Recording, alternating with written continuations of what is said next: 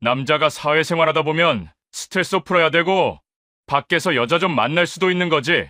그게 뭐 대수라고 이혼 소장을 들이밀어? 남자의 본능도 이해 못하는 꽉 막힌 여편네 같으니라고! 남편은 적반하장으로 나오며 삿대질까지 해대기 시작했습니다. 본능? 스트레스 해소? 그 뻔뻔한 변명에 기가 막혀 헛웃음이 나올 뿐이었습니다. 저는 봉투 속에 남아있던 마지막 서류 한 장을 꺼내 그의 얼굴에 패대기 쳤습니다. 의사라는 면허증 종이 쪼가리 하나 가지고 빈손으로 장가와서 누구 덕에 병원장 소리 들으며 살았는데 어디서 주인 행세야. 제가 아이들 때문에 캐나다 낯선 땅에서 1달러 아껴가며 마트 전단지를 뒤적일 때 그는 병원장실에서 딸버린 여자와 희희낙낙거리며 여태 저를 기만했더군요. 하지만 저는 촌스럽게 바닥을 구르며 울부짖는 대신 제대로 되갚아주기로 결심했습니다. 감히 내 인생을 기만하고 내 삶을 탐한 대가, 그들이 가장 큰 고통을 느낄 수 있는 것으로 되돌려줄 생각입니다. 이야기 시작 전에 꽃밭인생 구독과 좋아요 꼭 한번 눌러주세요. 그럼 오늘의 사연 시작하겠습니다. 밴쿠버의 밤은 유난히 깊고 차갑습니다.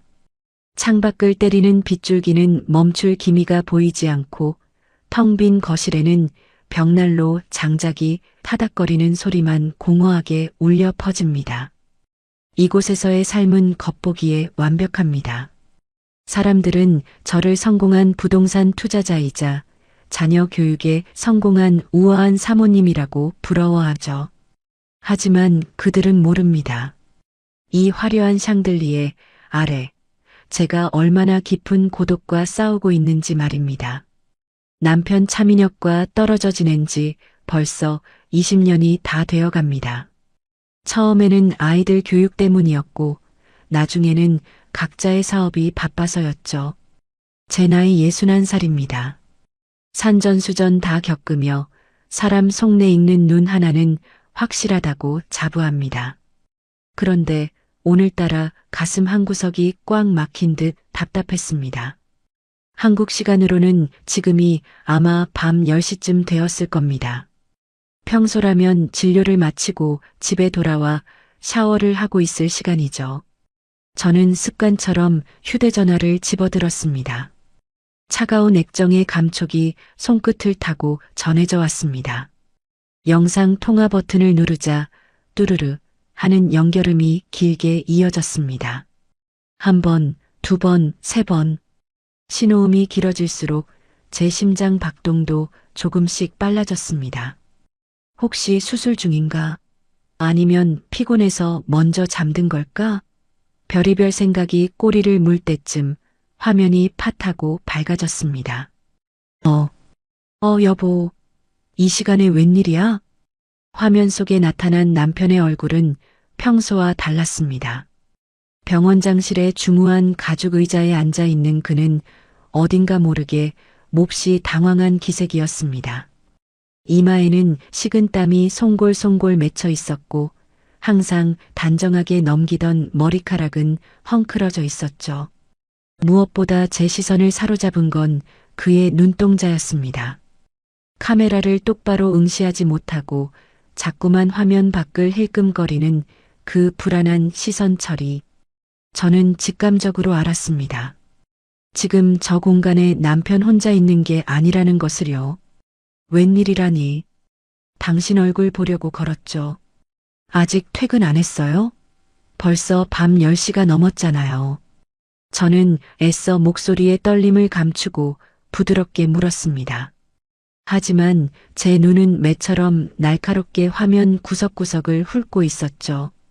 남편은 헛기침을 쿨럭이며 황급히 옷매무새를 다듬었습니다. 그게 오늘따라 환자가 너무 많아서 차트 정리할 게 좀 남았네. 당신은? 거기도 비와? 요새 밴쿠버 날씨 춥다던데.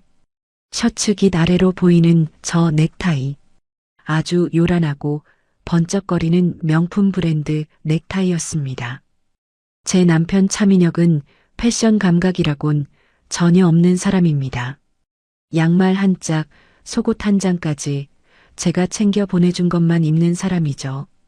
제가 골라주는 옷들은 주로 차분하고 점잖은 무채색 계열입니다. 그런데 저런 천박할 정도로 화려한 넥타이라니요. 저건 남편의 취향이 아닙니다. 저건 명백히 젊은 여자가, 그것도 남자의 목에 자신의 흔적을 남기고 싶어 하는 여자가 골라준 물건이었습니다. 어머, 당신 넥타이 새로 샀어요? 내 취향은 아닌데 좀 화려하네. 당신 그런 스타일 딱 질색이라고 했잖아요. 제 날카로운 지적에 남편의 동공이 지진이라도 난 듯 심하게 흔들렸습니다. 그는 황급히 손으로 넥타이를 가리며 어색하게 웃어 보였습니다. 입꼬리가 파르르 떨리는 게 화면 너머로도 생생하게 보였습니다. 이거, 저번에 의사협회 세미나 갔다가 기념품으로 하나 샀어. 가끔은 좀 젊어 보이고 싶기도 하고. 왜 이상해? 안 어울려? 거짓말입니다. 의사협회 세미나에서 기념품으로 수십만 원짜리 명품 넥타이를 줄 리가 없죠. 하지만 결정적인 증거는 바로 그 순간 제 눈앞에 나타났습니다. 화면 오른쪽 구석, 남편의 어깨 너머로 무언가 휙 하고 지나가는 게 보였습니다. 그것은 분명히 사람의 그림자였습니다. 검고 긴 생머리가 찰랑거리는 실루엣. 병원 간호사들이 입는 하얀 유니폼이 아니었습니다. 겨울 코트 자락이 스치듯 지나갔죠. 제 머릿속에서 경고음이 맹렬하게 울려 퍼졌습니다. 이 밤중에 병원장실에서 긴 머리의 여자와 함께라니. 여보, 지금 방금 뒤에 누구 지나갔어요? 제 목소리가 서리발처럼 차갑게 변했습니다. 남편의 얼굴은 순식간에 사색이 되었습니다. 그는 마치 귀신이라도 본 사람처럼 급히 뒤를 돌아보며 손을 허공에 휘저었습니다. 다급하게 무언가를 감추려는 몸짓이었죠. 아니야. 무슨 소리야. 간호사야, 간호사. 당직 간호사가 결제 서류 가지고 들어온 거야. 간호사요? 이 밤에 간호사가 머리를 풀고 사복을 입고 원장실에 들어와요? 저는 계속 물었습니다. 하지만 남편은 오히려 적반하장으로 소리를 질렀습니다. 아니, 당신은 무슨 말을 그렇게 해? 내가 거짓말이라도 한다는 거야? 나 하루 종일 수술하느라 피곤해 죽겠는데 끊어. 피곤해서 더는 못 통화하겠어. 화면이 뚝 끊겼습니다. 검은 정적만이 제 휴대전화 액정에 남았습니다. 남편의 마지막 표정, 그건 억울함이 아니라 들킬까봐 전전긍긍하는 겁쟁이의 얼굴이었습니다. 손이 부들부들 떨려왔습니다. 단순히 기분 탓이 아니었습니다. 이건 여자의 본능, 아니 아내의 촉이 보내는 확실한 신호였습니다. 창가로 다가가 빗물이 흘러내리는 유리창에 제 얼굴을 비춰보았습니다. 20년 전 가난한 의사였던 남편을 위해 친정아버지께 무릎 꿇고 빌어 병원 개원 자금을 마련했던 제 모습이 떠올랐습니다. 캐나다에 와서도 밤잠 줄여가며 부동산을 보러 다니고 악착같이 돈을 모아 병원 확장 자금을 대주었던 지난 날들이 주마등처럼 스쳐 지나갔습니다. 수진아, 나 믿지? 내가 성공하면 다 당신 덕분이야. 평생 여왕처럼 모시고 살게. 신혼 시절 제 손을 잡고 눈물을 흘리며 맹세했던 그 남자는 이제 없습니다. 낯선 여자가 골라준 넥타이를 메고 그 여자와 희희낙낙하는 늙고 탐욕스러운 수컷만 남아있을 뿐입니다. 저는 차가운 커피를 한 모금 들이키며 끓어오르는 분노를 식혔습니다. 남편은 모를 겁니다. 그가 앉아있는 그 병원 건물, 그가 살고 있는 아파트, 심지어 그가 타고 다니는 외제차까지. 그는 제가 만들어준 성 안에서 왕 노릇하며 살고 있다는 것을요. 다시 휴대전화를 켰습니다. 그리고 한국에 있는 제 30년 지기 친구 미자에게 메시지를 보냈습니다. 미자야, 늦은 시간에 미안해. 근데 부탁 하나만 하자. 방금 병원장실에 여자가 있었던 것 같아. 긴 머리 여자였어. 확인이 필요해. 메시지 전송 버튼을 누르는 제 손끝에 힘이 들어갔습니다. 남편이 메고 있던 그 싸구려 취향의 넥타이가 자꾸만 눈앞에 아른거렸습니다. 그리고 화면 귀퉁이로 사라지던 여자의 그림자까지도요. 밴쿠버의 새벽은 지독하게 고요합니다. 창밖에는 여전히 비가 추적추적 내리고 있고 저는 식탁에 앉아 식어버린 커피잔만 만지작거리고 있었습니다. 한국은 지금쯤 점심시간이 지났을 겁니다. 제 심장은 마치 고장난 시계 바늘처럼 불규칙하게 뛰고 있었죠. 어제 영상 통화에서 본 그 낯선 넥타이와 여자의 그림자가 밤새 제 머릿속을 맴돌아 한숨도 잘 수가 없었습니다. 결국 저는 한국에 있는 친구 미자에게 전화를 걸었습니다. 저는 떨리는 목소리로 남편의 외도가 의심된다고 말했습니다. 차마 제 입으로 담기조차 수치스러운 부탁이었지만 미자는 두말 없이 자신이 확인해 주겠다고 했습니다. 미자는 눈썰미가 좋고 행동력이 빠른 친구니까요. 그렇게 몇 일이 지나고 미자에게서 연락이 왔습니다. 미자가 보낸 메시지 창을 열었을 때 가장 먼저 눈에 들어온 건 사진 한 장이었습니다. 사진 속 장소는 호텔 앞이었습니다. 그리고 그 한가운데 제 남편 차민혁과 한 여자가 서 있었습니다. 여자는 딱 봐도 젊었습니다. 37살이나 되었을까 싶은 앳된 얼굴이었지만 눈빛에는 도끼가 서려 있었죠. 남편의 팔에 자연스럽게 손을 얹고 있는 모습이 기가 찼습니다.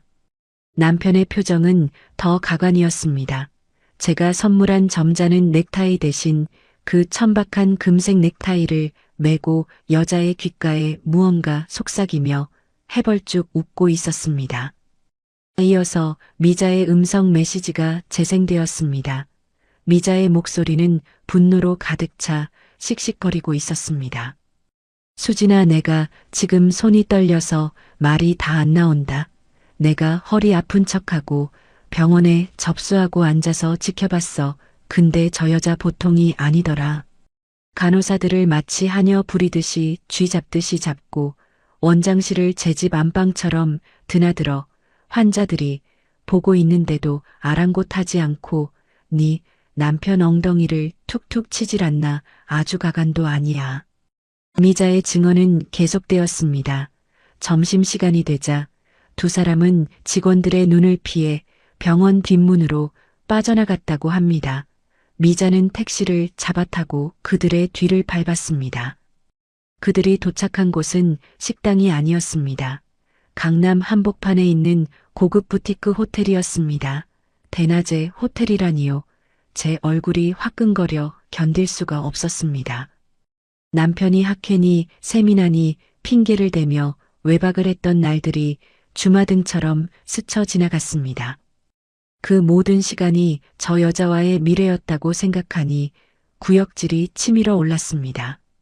하지만 진짜 충격은 그 다음 파일에 담겨 있었습니다. 호텔 로비에서 남편이 먼저 체크인을 하러 들어간 사이 미자가 밖에서 담배를 피우고 있던 그 여자에게 접근한 모양이었습니다.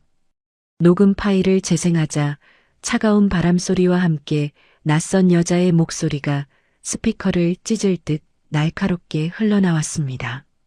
저기요 아가씨, 내가 아까부터 지켜봤는데 병원 실장이라는 사람이 유부남 원장이랑 대낮에 호텔에 와도 되는 거야. 미자의 목소리였습니다. 떨리지만 단호하게 꾸짖는 톤이었죠. 그러자 잠시 정적이 흐르더니 여자의 코웃음 소리가 들렸습니다. 아줌마는 뭔데 남의 사생활에 참견이세요. 환자로 오셨던 거면 진료나 받고 갈 것이지 스토커세요. 뭐라고? 아니, 내가 이 병원 사모님 친구인데 내 친구가 캐나다에서 피땀 흘려번 돈으로 차린 병원에서 이게 무슨 짓거리들이야. 너 부끄럽지도 않니? 미자가 소리쳤습니다. 저라면 당장이라도 머리채를 잡았을 텐데 미자는 그래도 말로 타이르려 애쓰고 있었습니다. 하지만 그 여자의 반응은 상상을 초월했습니다. 아, 그 캐나다 늙은 본처 친구분이세요? 어머 세상에 끼리끼리 논다더니 친구분도 참 주책이시네. 뭐 늙으니? 야, 너 말 다 했어. 아줌마 잘 들으세요. 남자가 왜 바람이 나는 줄 알아요. 여자가 매력이 없으니까 밖으로 도는 거예요. 사모님이라는 그 여자 나이가 60이 넘었다면서요. 그 나이에 관리도 안 하고 캐나다에만 계속 있으면 어떤 남자가 좋아하겠어요. 녹음기 너머로 들리는 그 당당하고 뻔뻔한 목소리에 제 숨이 턱 막혔습니다. 피가 거꾸로 솟는다는 게 이런 느낌일까요? 그 여자는 전혀 위축되지 않고 오히려 미자를 조롱하고 있었습니다. 야, 이 나쁜 년아, 너 우리 수진이가 어떤 사람인 줄 알아? 알게 뭐예요. 원장님이 그러시더라고요. 아내가 한국 집에만 오면 살이 축 처진 할망구가 잔소리만 해대서 숨이 막힌다고요. 저기요, 아줌마 친구분한테 전하세요. 억울하면 지금이라도 피부가 가서 보톡스라도 좀 맞으라고요. 아, 그리고 남편 단속이나 잘하라고 하세요. 엄한 사람한테 화풀이 하지 마시고요. 녹음 파일은 미자의 비명에 가까운 욕설과 함께 뚝 끊겼습니다. 멍하니 휴대전화를 들고 있는 제 손 위로 뜨거운 눈물이 툭 하고 떨어졌습니다. 슬픔 때문이 아니었습니다. 그것은 억울함과 모멸감 그리고 참을 수 없는 분노였습니다. 제가 밴쿠버에서 아이들을 키우고 밤잠 줄여가며 부동산 시세를 분석하고 다리가 퉁퉁 붓도록 현장을 뛰어다닐 때 남편은 그 돈으로 젊은 여자와 뒹굴며 저를 비웃고 있었던 것입니다. 저는 떨리는 손으로 거울을 보았습니다. 거울 속에는 화장기 없는 창백한 얼굴의 중년 여성이 서 있었습니다. 61살의 나이테가 고스란히 내려앉은 눈가와 입가하지만 제 눈빛만큼은 아직 죽지 않았습니다. 아니, 방금 전까지의 슬픔은 온데간데 없이 차갑게 식어버렸습니다. 그 여자가 그랬죠. 관리를 안 해서 남편이 도망간 거라고요. 천만에요. 저는 관리를 안 한 게 아니라 가족을 위해 희생한 겁니다.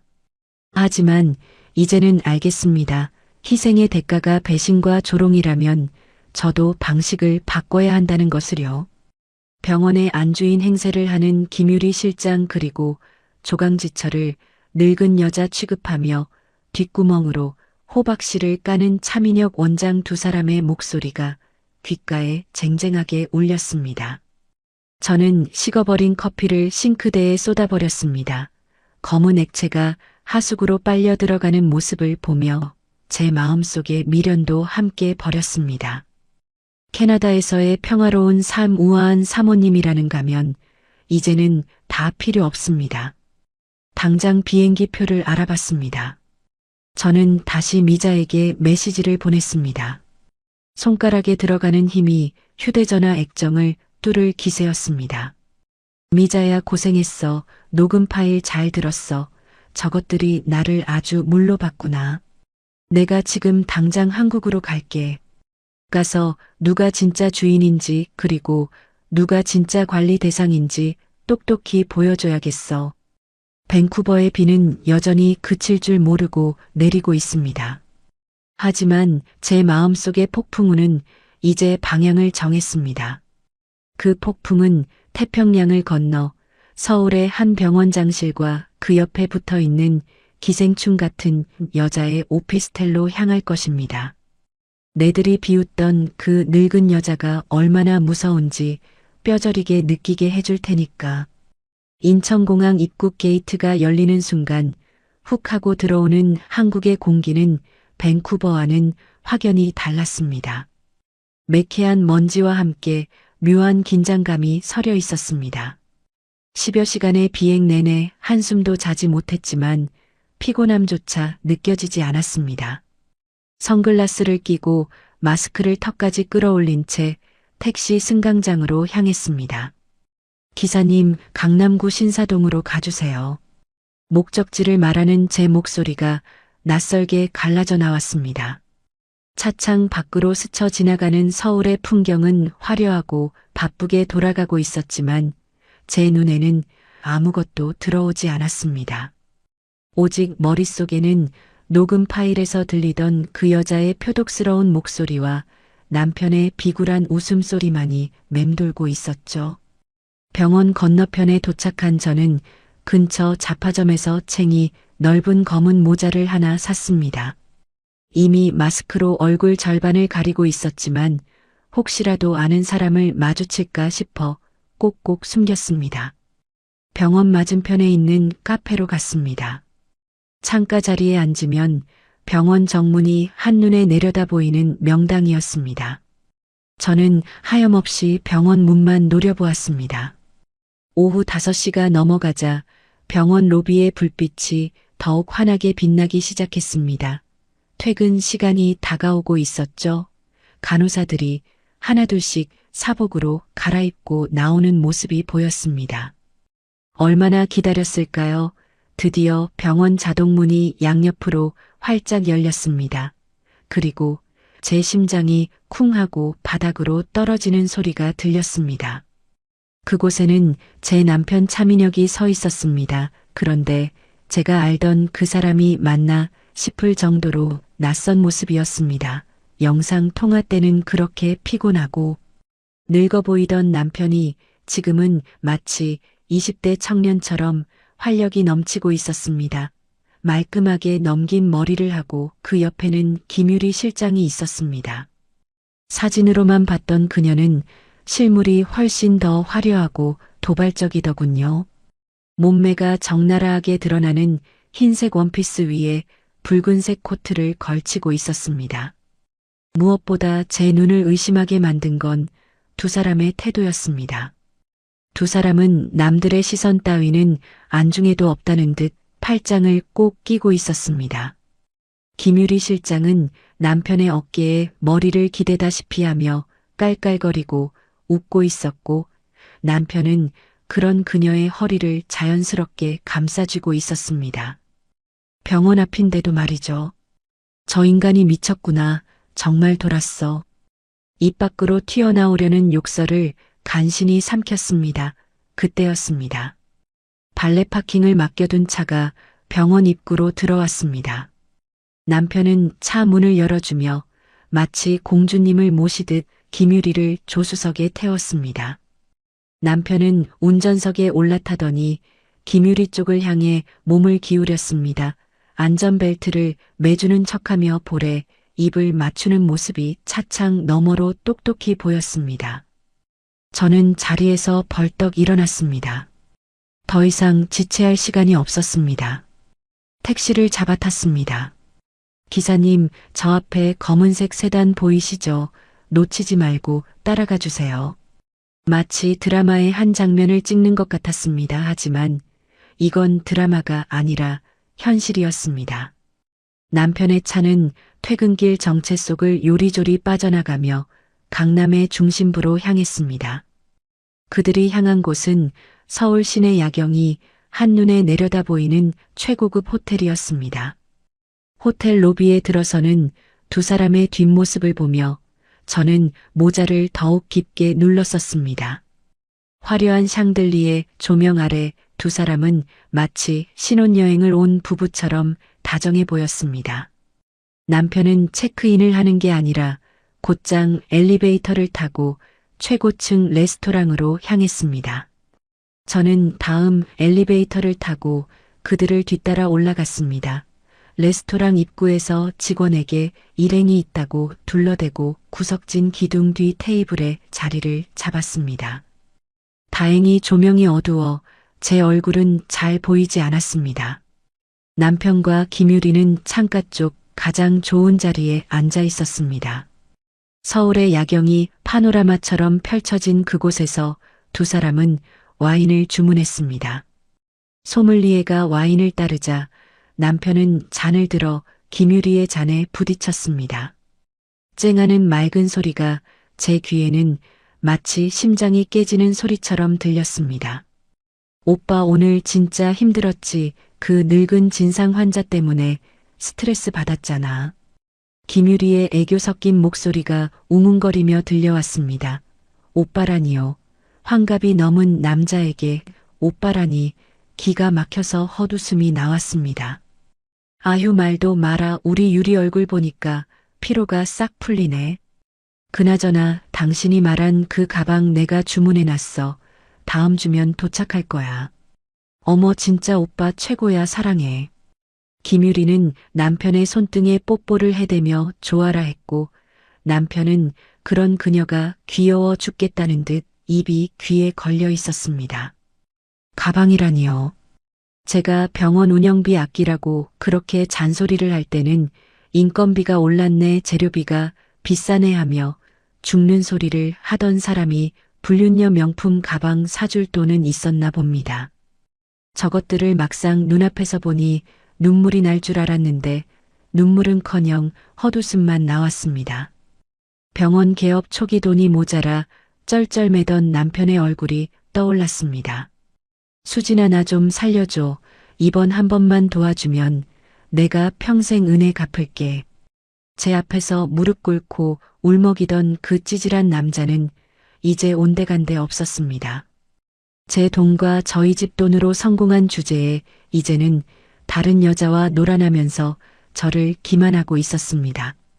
저 남자는 더 이상 제 남편이 아니었습니다. 그저 욕망에 눈이 먼 남자일 뿐이었죠. 그래, 마음껏 즐겨둬라. 그게 너희들의 마지막 만찬이 될 테니까.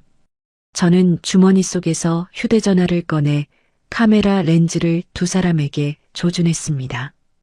어두운 조명 탓에 화질이 걱정되었지만 요즘 기술은 좋더군요. 을 당기자 희죽거리는 남편의 얼굴과 교태를 부리는 김유리의 표정이 선명하게 화면에 잡혔습니다. 연거푸 사진을 찍었습니다. 밥을 먹여주는 장면, 와인잔을 부딪히는 장면, 서로의 손을 주무르는 장면 하나도 빠짐없이 기록했습니다. 이 사진 한 장 한 장이 나중에 법정에서 저들의 목을 조르는 올가미가 될 것입니다. 남편이 김유리의 귓가에 무언가 속삭이자 김유리가 까르르 넘어가며 남편의 가슴을 쳤습니다.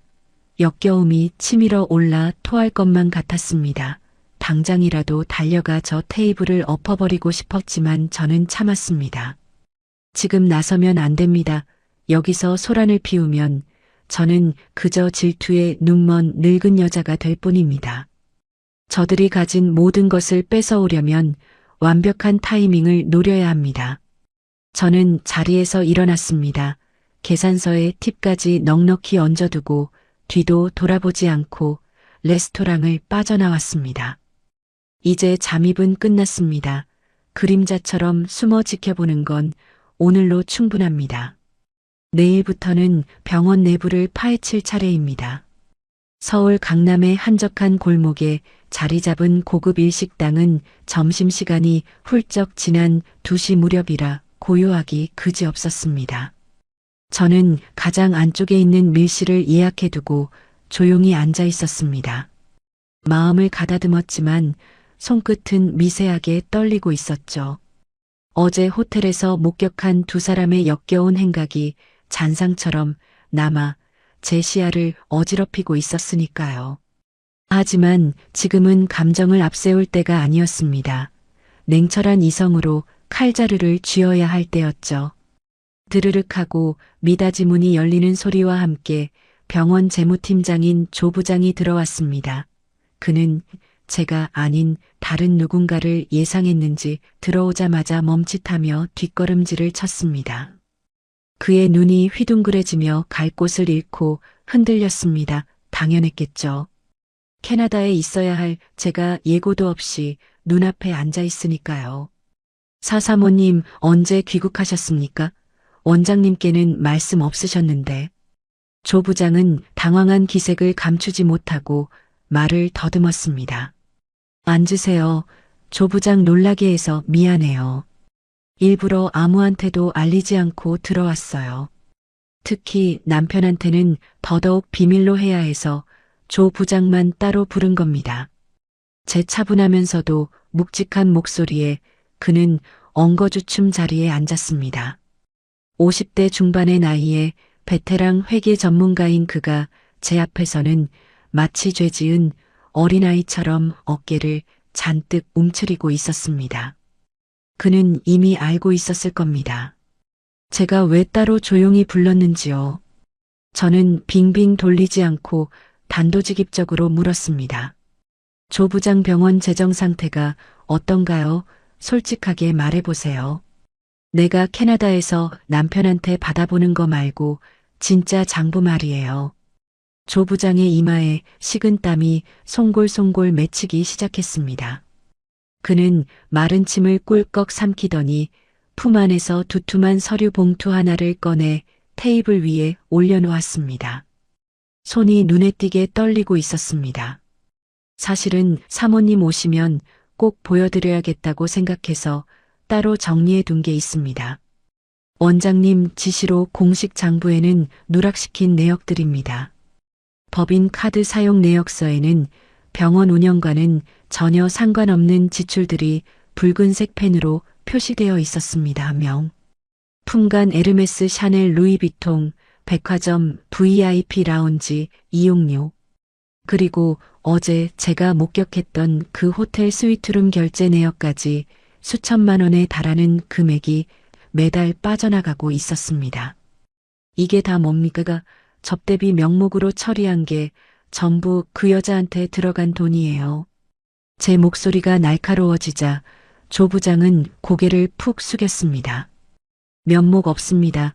원장님이 병원 홍보비라고 우기시면서 결제를 강요하셔서 저로서도 어쩔 수가 없었습니다. 저는 기가 막혀서 헛웃음이 나왔습니다. 홍보비라니요. 늙은 남편의 젊은 여자친구 치장해 주는 게 병원 홍보입니까? 다음 장을 넘기자 더 충격적인 내용이 기다리고 있었습니다.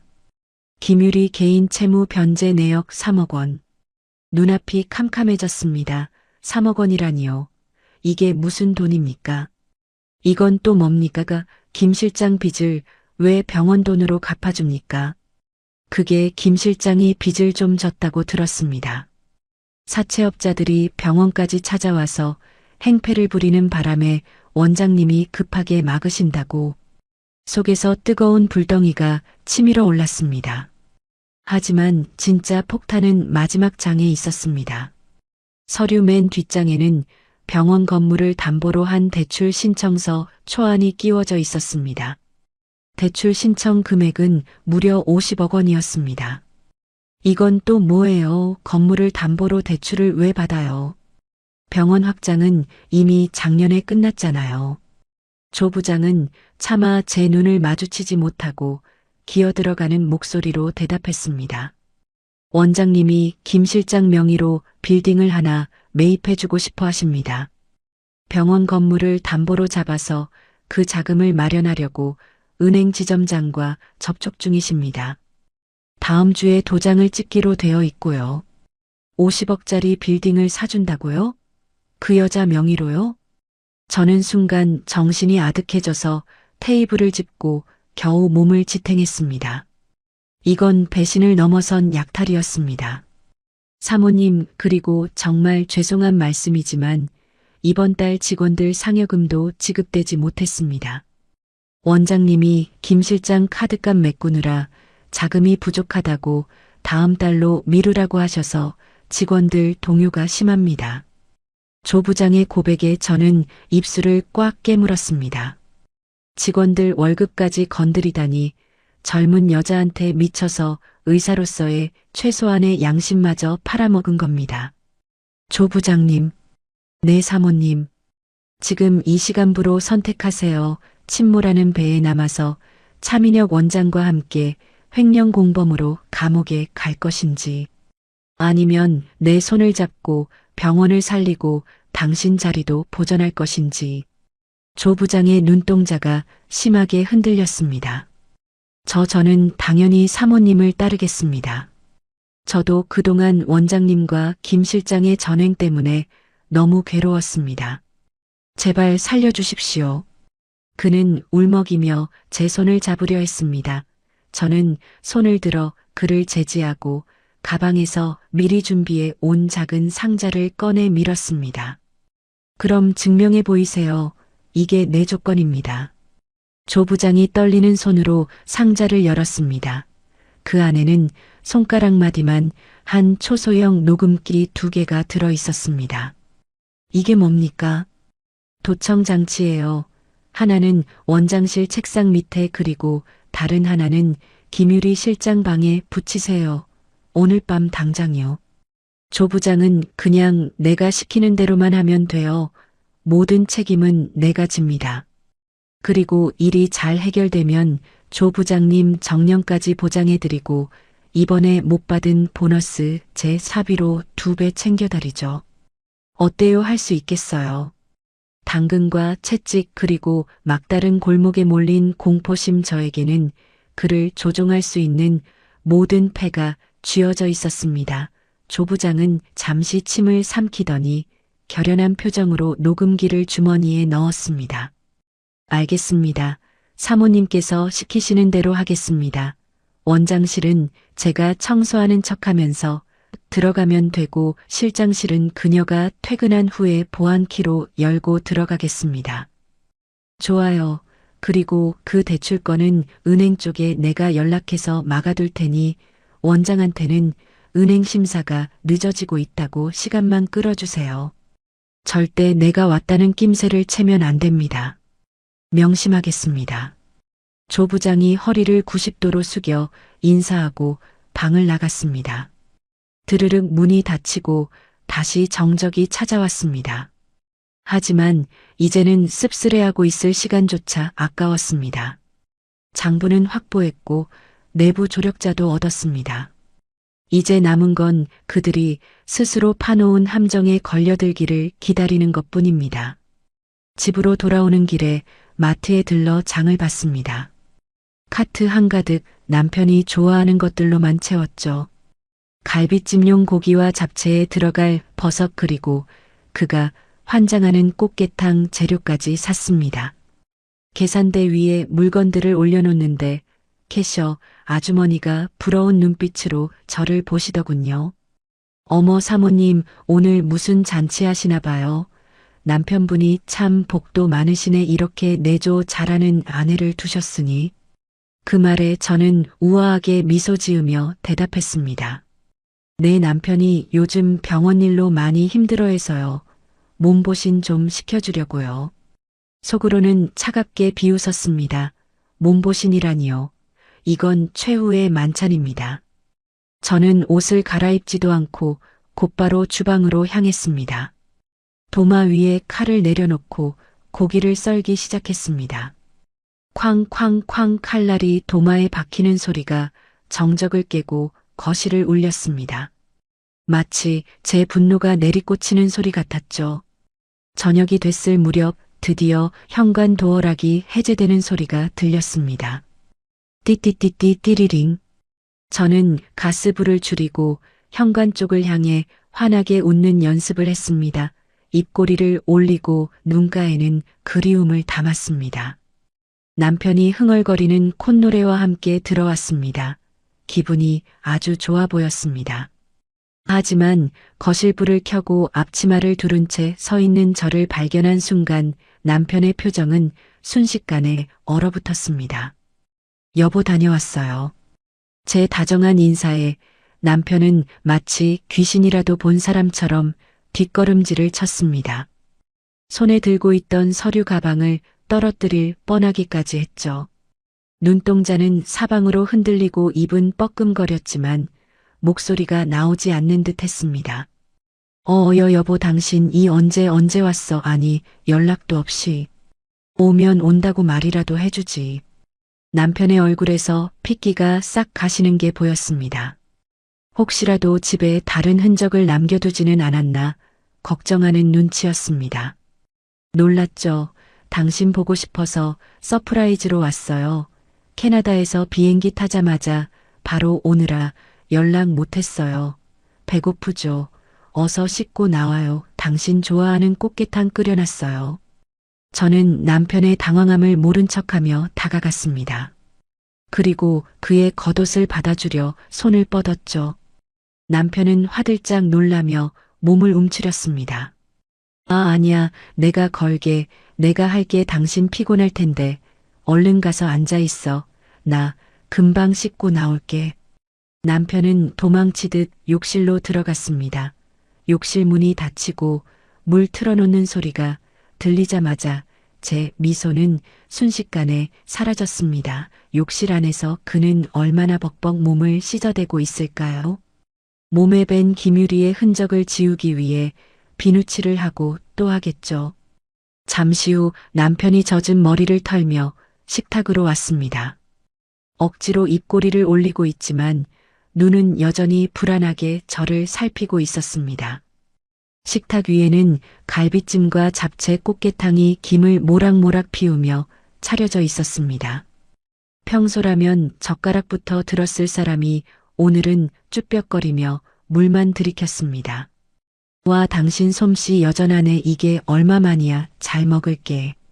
맛있어요? 당신 요즘 병원 일 때문에 많이 힘들다며 얼굴이 반쪽이 됐네. 내가 옆에서 챙겨줘야 하는데 미안해요. 아니야. 뭐 힘들긴 해도 내가 다 알아서 하는데 당신은 캐나다에서 당신이 고생이지 거긴 별일 없고. 남편이 짐짓 태어난 척 물었습니다. 저는 이때다 싶어 한숨을 푹 내쉬었습니다. 그리고 눈빛을 짐짓 슬프게 바꾸며 연기를 시작했습니다. 여보, 나 사실 이제 캐나다 생활 정리하고 싶어요. 응, 그게 무슨 소리야? 거기도 이제 너무 춥고 외로워요. 애들도 다 컸고 독립시킨다고 바쁘진 않은 텅 빈 집에 혼자 있는 게 너무 우울해요. 지난주에는 몸살이 났는데 물 한 잔 떠다 줄 사람이 없어서 서러워서 혼자 얼마나 울었는지 몰라요. 저는 눈가를 훔치는 신용을 했습니다. 남편의 표정이 미묘하게 일그러졌습니다. 제가 한국으로 아주 들어오겠다고 하면 자신의 자유분방한 외도 생활에 제동이 걸릴 테니까요. 그는 당황한 기색을 감추며 짐짓 걱정하는 척 말을 꺼냈습니다. 아이고, 우리 마누라 고생했네. 그래, 이제 당신도 나이 들었으니 캐나다보다는 원래 고향인 한국 와서 나랑 같이 살아야지. 내가 당신 호강시켜주려고 이렇게 열심히 일하는 건데. 마음에도 없는 빈말이 술술 잘도 나왔습니다. 호강이라니요. 내 돈으로 내 연녀 호강시켜주느라 바쁜 주제의 말입니다. 하지만 저는 그 빈틈을 놓치지 않았습니다. 정말요? 당신 그렇게 말해주니까 너무 고맙네. 역시 내 생각해주는 건 당신밖에 없어. 그래서 말인데 여보, 내가 이번에 들어온 김에 우리 재산 정리 좀 하려고요. 재산 정리. 남편의 젓가락질이 딱 멈췄습니다. 돈 이야기가 나오자 그의 눈빛이 매섭게 변했습니다. 재산 정리라니? 그게 무슨 소리야? 아니, 내가 캐나다에서 아는 사업가 한 분을 만났는데 요즘 한국 세법이 바뀌어서 당신 명의로 자산이 너무 많으면 나중에 상속세 폭탄을 맞는다고 하더라고요. 특히 종합부동산세랑 이것저것 합치면 우리가 내야 할 세금이 어마어마하대요. 세금 이야기에 남편의 귀가 솔깃해진 듯 했습니다. 그래, 요즘 세금이 너무 많이 나오긴 하더라. 그래서 그분이 뭐래. 그래서 절세하려면 지금 나한테 증여 형식으로 돌리는 게 우리한테 훨씬 이득이래요. 특히 병원 건물이랑 이 아파트 그리고 양평에 있는 땅 있잖아요. 그걸 당신이 계속 가지고 있으면 나중에 세금으로 다 뜯긴대요.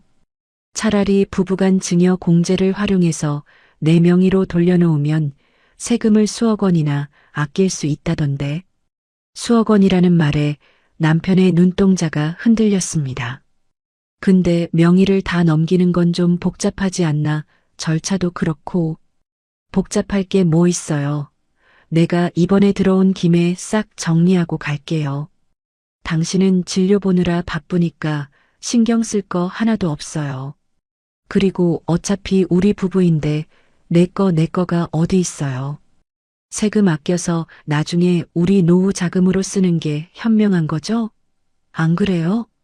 저는 쐐기를 박듯 다정하게 웃으며 갈비찜을 하나 더 그의 밥그릇 위에 올려주었습니다. 남편은 잠시 머릿속으로 계산기를 두드리는 듯 했습니다. 만약 제가 한국에 들어와서 같이 살게 되면 어차피 재산 관리는 제가 하게 될 것이고 세금을 아끼는 게 낫다는 판단이 섰겠죠. 게다가 그는 제가 자신의 외도 사실을 까맣게 모른다고 철석같이 믿고 있으니까요. 저를 그저 돈 관리나 해주는 순진한 아내로만 생각하고 있는 겁니다. 당신 말이 일리가 있네. 안 그래도 요즘 세금 고지서 날아오는 거 보면 혈압이 오르던 참이었어. 그래, 알았어. 당신이 알아서 잘 처리해. 당신이 돈 관리는 나보다 훨씬 잘하니까 믿고 맡길게. 그럼 이번에 들어온 김에 서류 작업 다 끝내고 가. 걸려들었습니다. 저는 터져 나오려는 환호를 속으로 삼키며 차분하게 대답했습니다. 잘 생각했어요.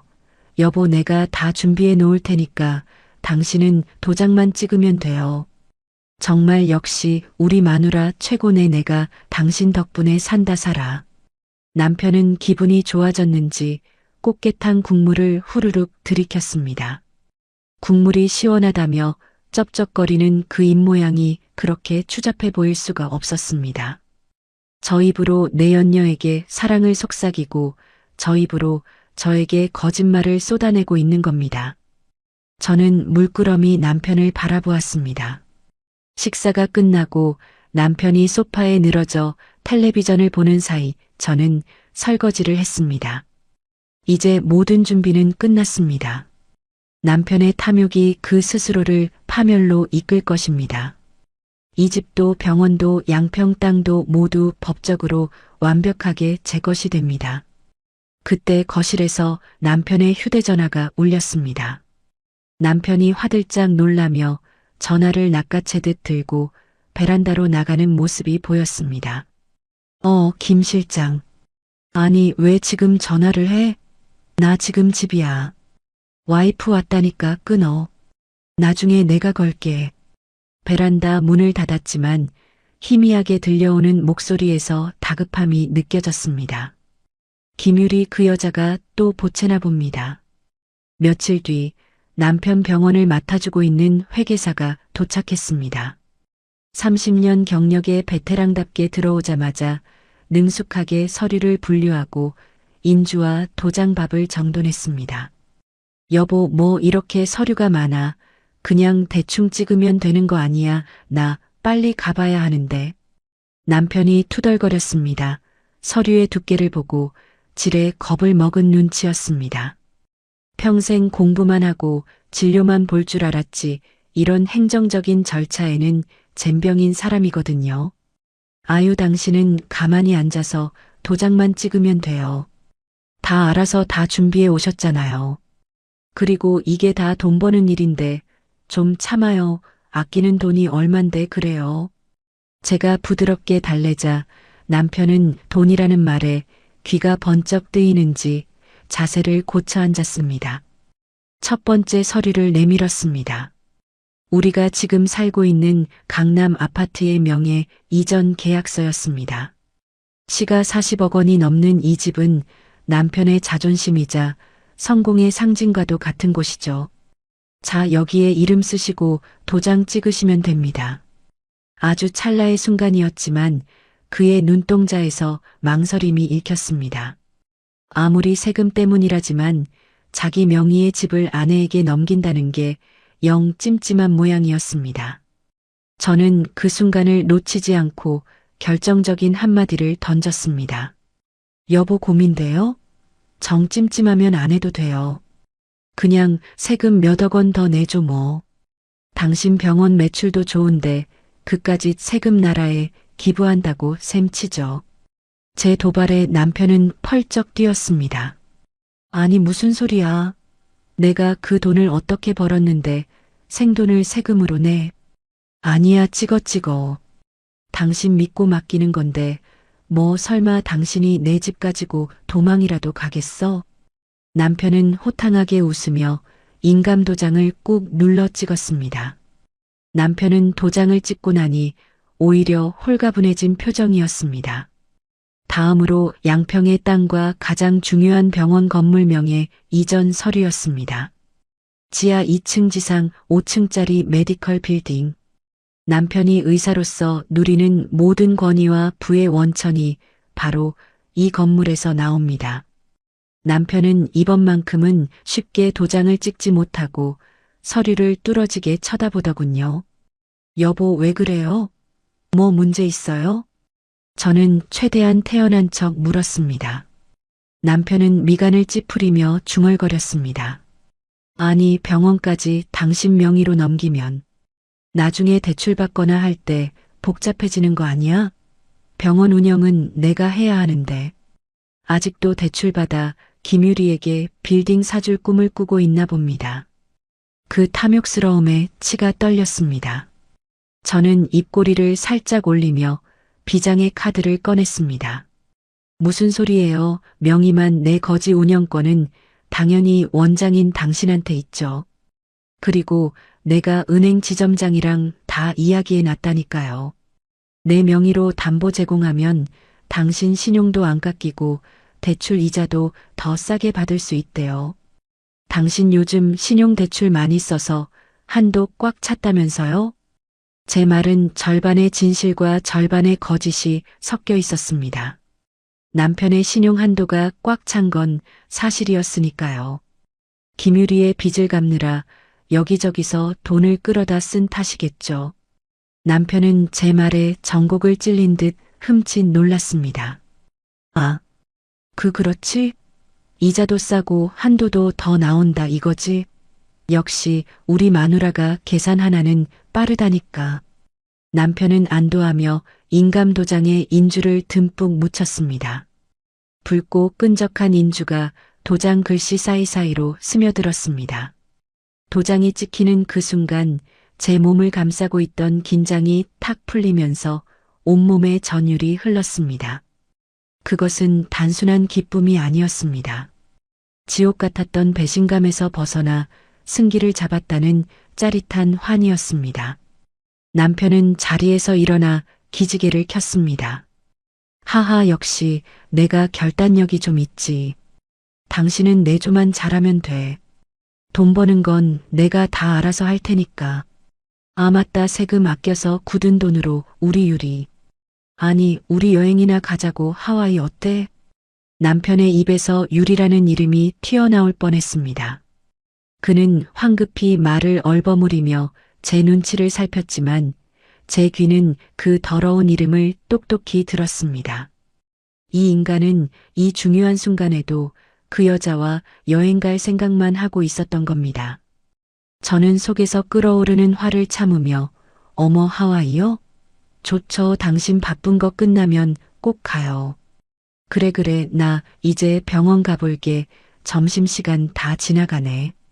남편은 서류 가방을 챙겨 들고 현관을 나섰습니다.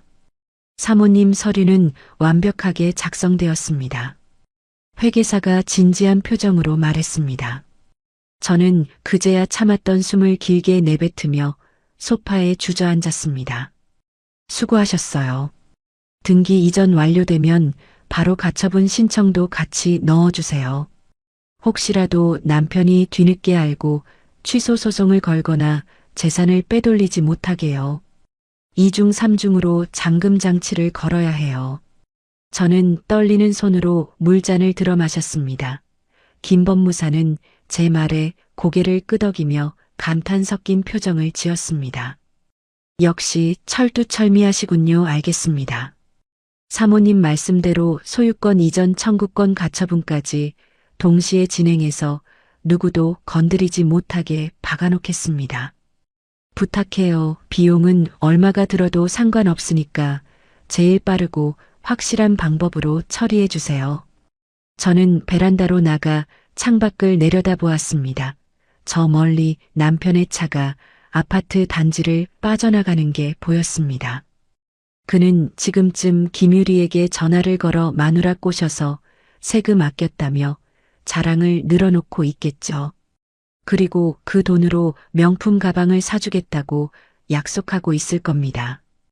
웃어라 마음껏 웃어도 지금이 내 인생에서 웃을 수 있는 마지막 순간이니까. 저는 휴대전화를 꺼내 병원 재무팀장에게 문자를 보냈습니다. 등기 접수 확인되는 대로 바로 계획 실행하세요. 은행 대출은 전면 차단시키고 법인 카드 정지시킬 준비하세요. 전송 버튼을 누르는 제 손가락 끝에서 짜릿한 쾌감이 느껴졌습니다. 이제 남은 건 시간 문제입니다. 일주일이라는 시간이 흘렀습니다. 그 일주일은 제 인생에서 가장 길면서도 가장 짜릿한 시간이었습니다. 등기소에서 날아온 등기 완료 통지서를 받아든 순간 저는 거실 바닥에 주저앉아 한참을 웃고 또 울었습니다. 드디어 병원 건물과 우리가 살던 아파트 그리고 양평의 500평 땅까지 모든 것이 완벽하게 제 명의가 되었습니다. 남편 차민혁은 아무것도 모른 채 그저 세금을 아꼈다며 싱글벙글하고 있었죠. 그는 자신이 지금 남의 집에 얹혀 사는 신세가 된 줄도 모르고 퇴근하면 콧노래를 부르며 들어오곤 했습니다. 이제 법적인 안전장치는 모두 채웠습니다. 남은 것은 도덕적인 명분과 결정적인 한 방이었습니다. 남편의 목줄을 쥐고 흔들 확실한 물증 말입니다. 폭풍 전야의 고요함이 흐르던 어느 날 오후였습니다. 저는 거실 소파에 앉아 창밖으로 흐르는 한강을 내려다보며 와인 한 잔을 기울이고 있었습니다. 정막을 깨고 테이블 위에 올려둔 휴대전화가 요란하게 진동했습니다. 발신자 표시 제한으로 뜨는 낯선 번호였습니다. 심호흡을 한 뒤 녹음 버튼을 누를 준비를 하며 전화를 받았습니다. 여보세요. 수화기 너머에서는 잠시 침묵이 흘렀습니다. 그리고 곧이어 귀에 거슬리는 하이톤의 여자 목소리가 들려왔습니다. 아, 네, 안녕하세요. 저 누군지 아시죠? 저는 태어난 척 연기를 시작했습니다. 누구시죠? 전화를 잘못 거신 것 같은데요. 어머, 왜 이러세요? 원장님한테 이야기 다 들었어요, 사모님. 캐나다에서 오셨다면서요. 지난번에 친구분도 만난 적 있는데 친구분한테 아무 얘기 못 들으셨어요? 저한테 와서 할머니가 막 따지시던데. 김유리였습니다. 그녀의 목소리는 술에 취한 듯 꼬여 있었고 오만방자하기 그지없었습니다. 아마 대낮부터 술을 마셨거나 분에 못 이겨 전화를 건 것이 분명했습니다. 저는 떨리는 손가락으로 화면의 녹음 버튼을 눌렀습니다. 빨간 점이 깜빡이며 그녀의 목소리를 기록하기 시작했습니다. 아가씨 말을 왜 그렇게 해요? 내 남편 병원 직원인가 본데. 저기요, 사모님 솔직히 까놓고 말할게요. 원장님이 그쪽이랑 이혼하고 싶어 하세요. 눈치도 없으세요. 밤마다 원장님이 늦게 들어가시는 거 저랑 있어서예요. 아세요? 그녀의 입에서 쏟아지는 말들은 비수가 되어 제 가슴을 찔렀습니다. 하지만 저는 아픔을 느낄 새도 없었습니다. 오히려 이 순간을 기다려왔으니까요. 그녀가 흥분해서 더 많은 말을 뱉어내도록 유도해야 했습니다. 저는 짐짓 충격받은 목소리로 대답했습니다. 이 이혼이라니요. 우리 그이가 그럴 리가 없어요. 우리가 산 세월이 얼만데, 그리고 아가씨가 누군데 감히 그런 말을 해요. 아, 진짜 답답해서 말이 안 통하네. 이 아줌마야 원장님이 당신 싫대. 지겨워 죽겠대. 나한테 맨날 하소연한다고. 거짓말 말아요. 우리 남편은 나밖에 없어요. 그리고 아가씨 내 남편 돈 보고 그러는 거 아니에요? 우리 남편 이제 늙어서 가진 것도 없어요. 제 말에 김유리가 코웃음을 쳤습니다. 가진 게 왜 없어요? 병원이 얼만데 그리고 이번에 빌딩도 내 앞으로 하나 사주기로 했거든요. 솔직히 까놓고 말해서 원장님 돈 보고 만나는 거 맞아요. 돈 많고 능력 있으면 늙어도 오빠지 뭐. 걸려들었습니다. 돈 보고 만난다는 자백 그리고 남편이 빚을 갚아주고 건물을 사주기로 했다는 사실까지 제 휴대전화 속에 고스란히 저장되었습니다. 저는 회심의 미소를 지으며 마지막 확인 사살을 날렸습니다. 아가씨 젊음이 무기라고 생각하나 본데 그 무기가 부메랑이 되어 돌아올 거란 생각은 안 해요? 남의 눈에 눈물 나게 하면 본인 눈에는 피눈물 나는 법이야. 뭐라는 거야. 진짜 설교는 교회 가서 하시고요. 아무튼 빨리 짐 싸서 다시 캐나다 가세요. 왜 갑자기 와서 난리신지 모르겠네. 전화는 일방적으로 끊어졌습니다. 저는 녹음 저장 버튼을 누르고 파일명을 김유리 자백이라고 저장했습니다. 그리고 와인 한 모금을 입안에 털어 넣었습니다. 씁쓸했던 와인 맛이 오늘따라 유난히 달콤하게 느껴졌습니다. 그날 저녁 저는 남편이 퇴근하기 전 은밀하게 재무팀장 조 부장을 만났습니다.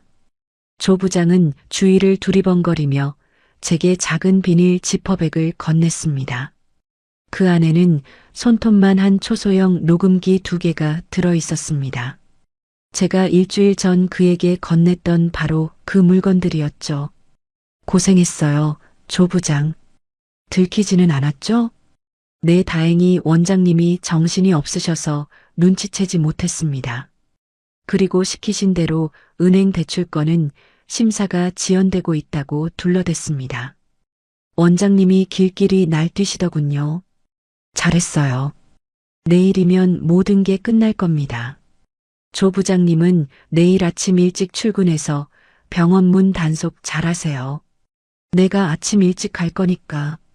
조 부장은 걱정스러운 눈빛으로 저를 바라보았습니다. 사모님 괜찮으시겠습니까? 내용이 좀 충격적일 수도 있습니다. 제가 수고하면서 잠깐 들어봤는데 입에 담기 힘든 말들이 괜찮아요. 이미 각오하고 있으니까요. 어서 가보세요. 조 부장을 보내고 집으로 돌아온 저는 서재 문을 걸어 잠그고 컴퓨터를 켰습니다. 녹음기를 연결하고 이어폰을 귀에 꽂았습니다. 첫 번째 파일은 원장실에서 녹음된 것이었습니다. 지지직거리는 잡음 사이로 남편의 목소리가 들려왔습니다. 아니, 김 실장 조금만 참으라니까. 이 여편네가 눈치가 빨라서 지금 당장은 안 돼. 원장님, 저 진짜 못 참겠어요. 빨리 이혼하고 집 나와요. 알았어. 이번에 대출만 나오면 강남 빌딩 바로 계약해줄게. 그리고 이혼은 내가 알아서 구실 만들어서 할 거야. 두 번째 파일은 실장실에서 녹음된 것이었습니다. 김유리가 다른 간호사들과 나누는 대화였습니다. 야, 니네 원장님 사모님 봤냐? 완전 쭈글쭈글하더라.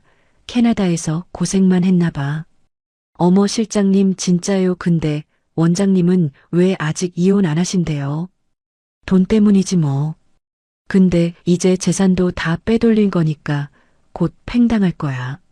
내가 안방마님 되는 것도 시간 문제라고 니네 줄 잘 써라. 녹음 파일 속의 그들은 이미 저를 죽은 사람 취급하고 있었습니다. 저들의 계획대로라면 저는 재산도 뺏기고 이혼당하고 캐나다로 쫓겨날 운명이었습니다. 저는 이어폰을 빼고 책상 위에 올려두었습니다. 더 이상 남편에 대한 미련도 일말의 동정심도 남아있지 않았습니다. 그저 내일 아침 식탁 위에 올려둘 폭탄을 준비해야겠다는 생각뿐이었습니다. 저는 프린터를 켰습니다. 김유리와 호텔에서 찍은 사진들, 그녀의 도발이 담긴 녹취록, 그리고 방금 확보한 남편의 폐륜적인 대화 내용을 문서로 정리해 출력했습니다. 종이가 한 장 한 장 인쇄되어 나올 때마다 제 가슴속의 응어리도 하나씩 풀리는 기분이었습니다. 마지막으로 가장 중요한 서류를 준비했습니다. 바로 이혼 소송 소장입니다. 이혼 사유란에는 외도 부정행위, 악의적 유기 그리고 심히 부당한 대우라는 법률 용어들이 적혀 있었지만 제 마음속에는 오직 인과응보라는 네 글자만이 선명했습니다. 저는 소파에 깊숙이 몸을 파묻고 눈을 감았습니다. 날이 밝으면 저는 더 이상 가면을 쓰지 않을 것입니다. 우아한 밴쿠버 아줌마도 순종적인 아내도 아닌 심판자가 되어 그들 앞에 설 것입니다. 결전의 날 아침이 밝았습니다. 창밖에는 무심하게도 눈부신 햇살이 쏟아지고 있었지만 우리 집 식탁 위에는 폭풍 전야의 고요함만이 감돌고 있었죠. 저는 평소보다 더 정갈하게 아침상을 차렸습니다. 갓 지은 하얀 쌀밥에 보글보글 끓인 북어국 그리고 남편이 좋아하는 명란젓과 갈비찜까지 완벽한 한 상이었습니다. 남편 차민혁은 아무것도 모른 채 부스스한 얼굴로 식탁에 앉아 숟가락을 들었습니다. 어젯밤 김유리와의 통화 내용을 듣고 잠 한숨 못 잤을 텐데 밥은 잘도 넘어가나 봅니다. 아, 시원하다. 역시 해장에는 당신이 끓여준 북어국이 최고라니까. 남편은 국물을 후루룩 들이키며 뻔뻔하게 웃었습니다. 당신은 왜 안 먹어? 당신 어디 아파? 남편이 입가에 묻은 국물을 닦으며 물었습니다. 저는 차가운 미소를 지으며 식탁 아래 숨겨두었던 두툼한 누런 서류 봉투를 꺼내 식탁 위에 툭 하고 던졌습니다. 묵직한 봉투가 떨어지며 그릇들이 달그락거리는 소리를 냈습니다. 이게 뭐야? 남편은 봉투를 집어들었습니다. 그리고 봉투 안에 손을 넣어 내용물을 꺼내는 순간 그의 표정은 순식간에 굳어졌습니다. 가장 먼저 나온 것은 그가 김유리와 호텔에 드나든 사진들이었습니다. 이어 김유리가 저를 조롱하고 남편이 저를 비하했던 통화 녹취록 사본 그리고 법원에서 발부받은 이혼 소송 소장이 줄줄이 쏟아져 나왔습니다. 남편의 손이 사시나무 떨듯 떨리기 시작했습니다. 얼굴은 홍당무처럼 붉어졌다가 이내 흑빛으로 변해갔습니다. 이게 다 뭐야? 다 당신 이거 어디서 났어? 어디서 났는지가 중요해? 그 안에 적힌 내 더러운 짓거리가 사실이라는 게 중요한 거지. 그동안 참고 억눌러왔던 분노가 마그마처럼 끓어올라 터져나오고 있었으니까요. 저는 식탁을 쾅 내리치며 자리에서 벌떡 일어났습니다. 잘 먹었으면 이제 나가. 이 집 당장 비우라고. 제 섯을 펄언 일갈에 남편은 그제야 정신이 든 듯 빽하고 소리를 질렀습니다. 뭐, 나가. 웃기지 마. 여기가 어디라고 나가래. 여기 내 집이야. 내가 피땀 흘려번 돈으로 산 내 집이라고. 그리고 남자가 사회생활 하다 보면 스트레스 풀려고 밖에서 젊은 여자 좀 만날 수도 있는 거지. 그게 뭐 대수라고 이혼 소장을 들이밀어? 남자의 본능도 이해 못하는 꽉 막힌 여편네 같으니라고. 남편은 적반하장으로 나오며 삿대질까지 해댔습니다. 본능? 스트레스 해소? 그 뻔뻔한 변명에 저는 기가 막혀 헛웃음이 나왔습니다. 저는 봉투 속에 남아있던 마지막 서류 한 장을 꺼내 그의 얼굴에 패대기 쳤습니다. 착각하지 마, 이 멍청한 인간아. 내가 입고 있는 그 팬티 한 장까지 다 내가 모았던 돈으로 산 거야. 의사라는 면허증 종이 쪼가리 하나 가지고 빈손으로 장가와서 누구 덕에 병원장 소리 들으며 살았는데 어디서 주인 행세야? 무슨 소리야? 내가 병원장인데. 병원장? 넌 이제 그냥 해고된 고용의사일 뿐이야. 며칠 전에 내가 세금 아낀다고 도장 찍어준 그 서류가 뭔지 똑똑히 보란 말이야. 남편은 바닥에 떨어진 서류를 주워들었습니다. 등기 권리증이었습니다. 소유자란에는 제 이름 세 글자 이수진이 선명하게 박혀 있었죠. 아파트뿐만 아니라 병원 건물 양평 땅까지 모든 부동산의 명의가 저에게로 완벽하게 이전되어 있었습니다. 남편의 눈동자가 지진이라도 난 듯 흔들렸습니다. 이거 설마. 그때 세금 때문에 명예 이전하자고 했던 게. 그래, 이제야 머리가 좀 돌아가니? 세금? 웃기고 있네. 넌 내 욕심에 눈이 멀어서 내 손으로 내 무덤을 판 거야. 이 집도 병원도 저 땅도 다 법적으로 완벽하게 내 거야, 알겠어?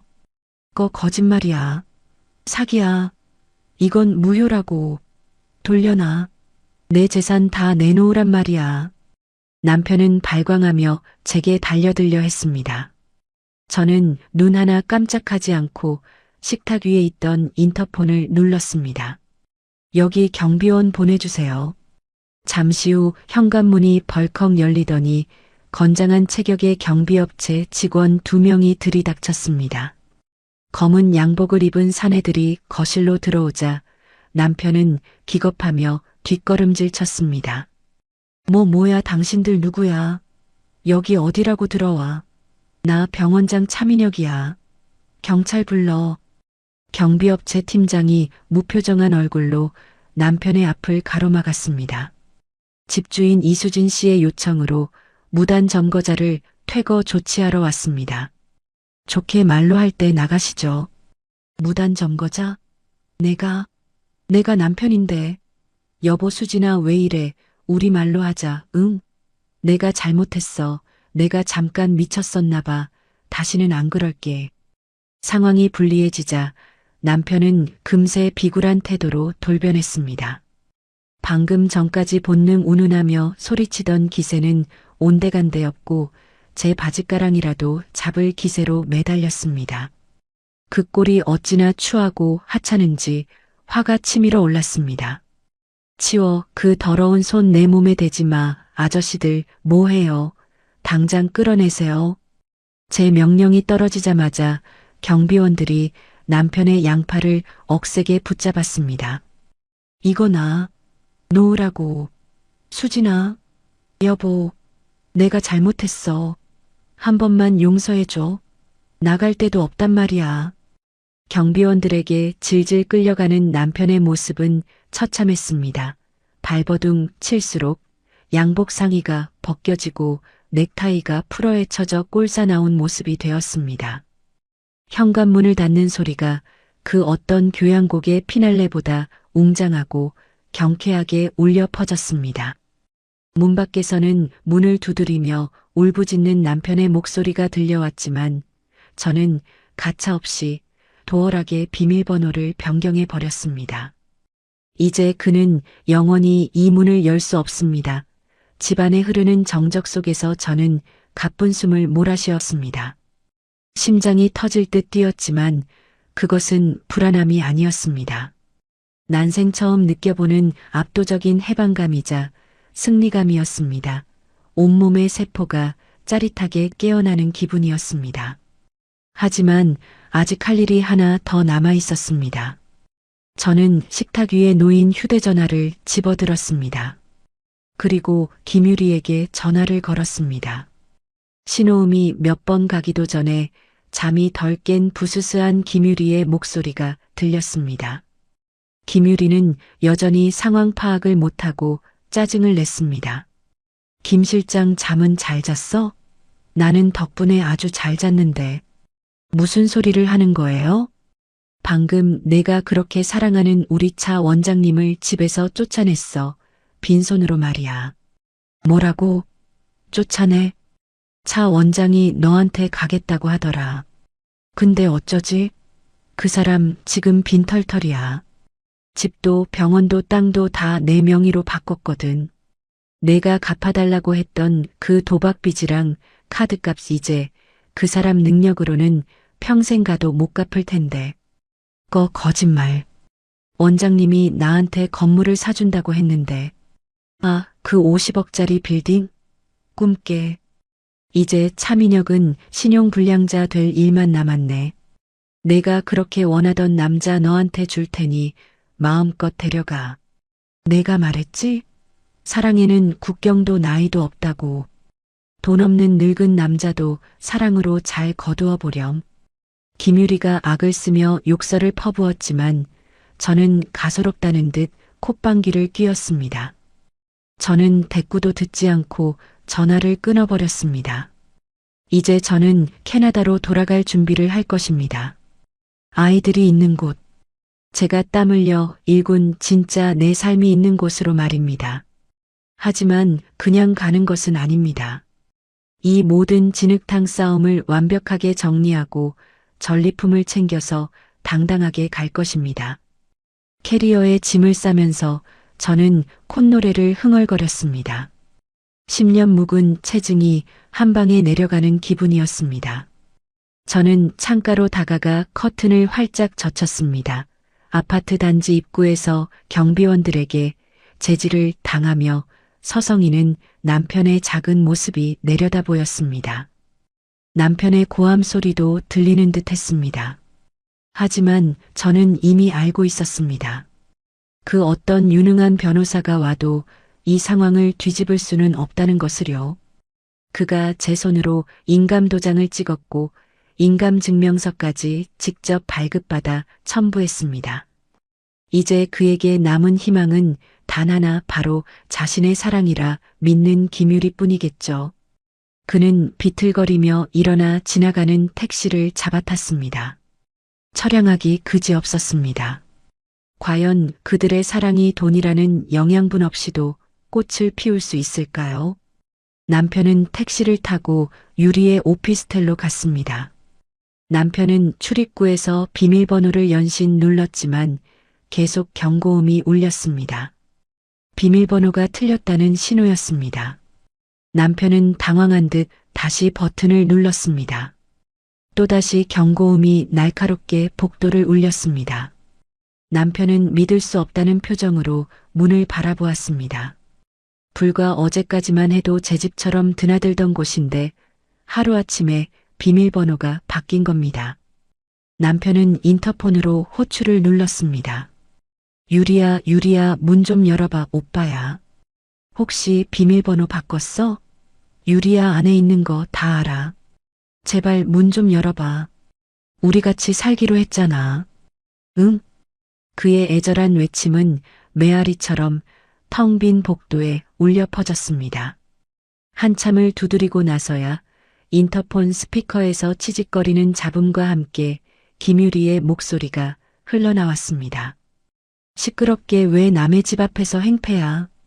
그 목소리는 얼음장처럼 차가웠습니다. 남편은 반가움에 목이 메어 소리쳤습니다. 유리야, 나야. 이 여편네가 다 알고 있었어.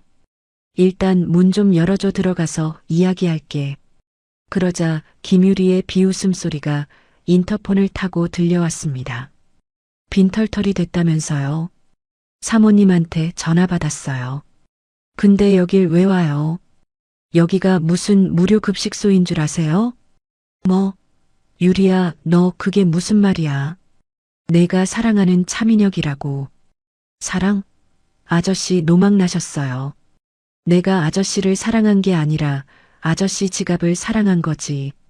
근데 이제 지갑이 텅텅 비었으니 볼 일 없잖아요. 알고 있었으면서 왜 이래 구질구질하게. 김유리의 독설은 거침이 없었습니다. 남편은 믿을 수 없다는 듯 뒷걸음질을 쳤습니다. 충격으로 다리가 풀렸는지 그 자리에 주저앉고 말았습니다. 너 어떻게 나한테 이럴 수가 있어. 내가 너한테 해준 게 얼만데?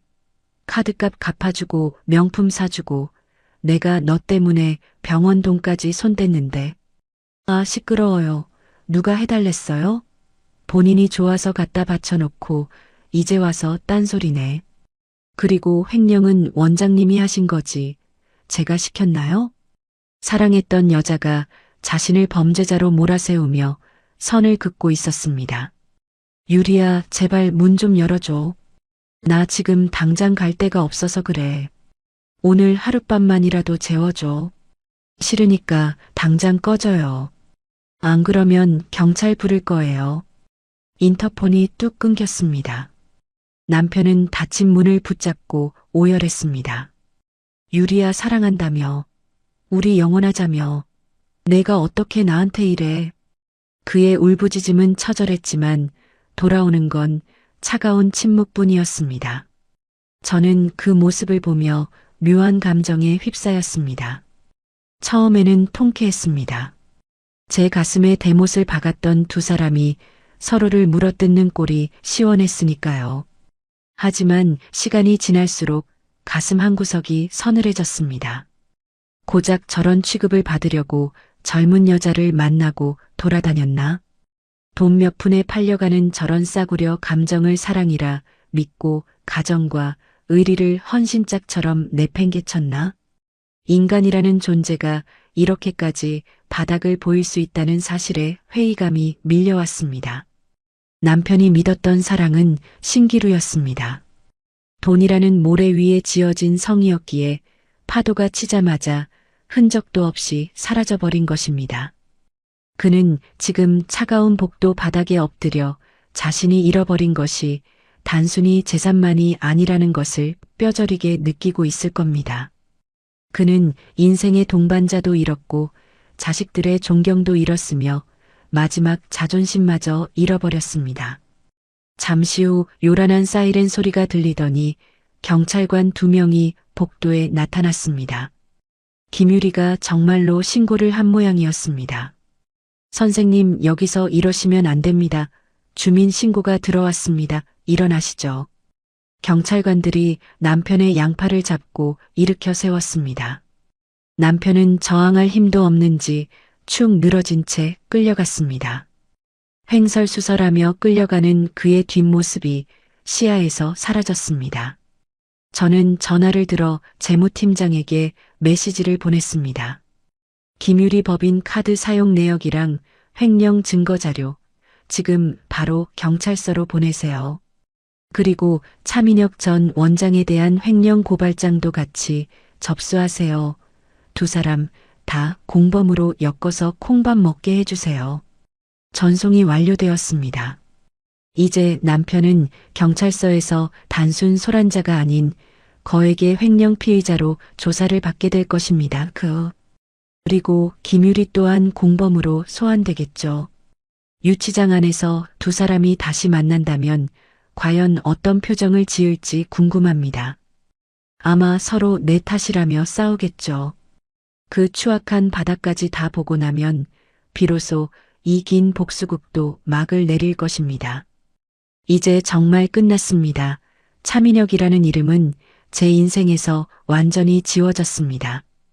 어둠이 짙게 깔린 거실에서 저는 난생 처음으로 완벽한 고독과 마주했습니다. 하지만 그 고독은 외로움이 아닌 자유였습니다. 누구에게도 구속받지 않고 누구의 눈치도 보지 않는 온전한 나만의 시간, 이 자유를 얻기 위해 저는 그토록 먼 길을 돌아왔나 봅니다. 저는 반짝이는 서울 시내를 바라보며 혼자 작게 중얼거렸습니다. 잘 가라.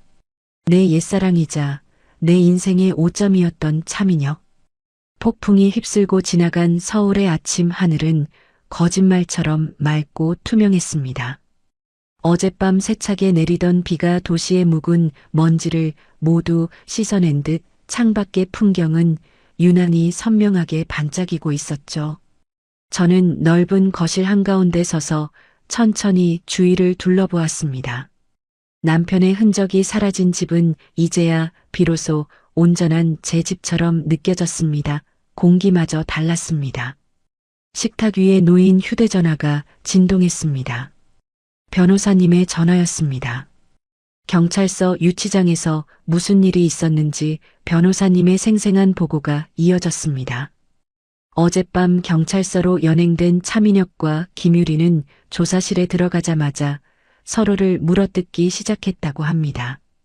그들이 주장하던 고귀한 사랑은 수갑이라는 차가운 현실 앞에서 산산조각이 나버린 것이죠. 김유리 씨가 아주 작정을 했더군요. 경찰관 앞에서 닭똥 같은 눈물을 흘리면서 자기는 아무것도 몰랐다고 주장했습니다. 차민혁 원장이 시키는 대로 했을 뿐이고 법인 카드로 명품을 산 것도 원장이 강제로 선물한 거라고요. 자기는 횡령에 가담할 의도가 전혀 없었고 위력에 의한 피해자라고 진술했답니다. 저는 헛웃음이 터져 나왔습니다. 피해자요? 본인이 빚 갚아달라고 울고불고 매달릴 땐 언제고 참 대단한 연기력이네요. 차민혁은 가만히 있던가요? 그럴 리가요. 차 원장님도 질세라 소리를 고래고래 질렀답니다. 저 여자가 꼬리쳐서 홀린 거라고 자기는 가정밖에 모르는 사람이었는데 김유리가 꽃뱀처럼 접근해서 공사를 친 거라고요. 서로 내가 주범이니 내가 피해자니 하면서 싸우는 바람에 경찰관들이 뜯어말리느라 진땀을 뺐답니다. 상상이 갔습니다. 서로를 향해 삿대질하며 침을 튀기는 두 남녀의 추한 몰골이 눈앞에 그려지는 듯 했습니다. 결국 두 사람 다 구속영장이 청구될 것 같습니다.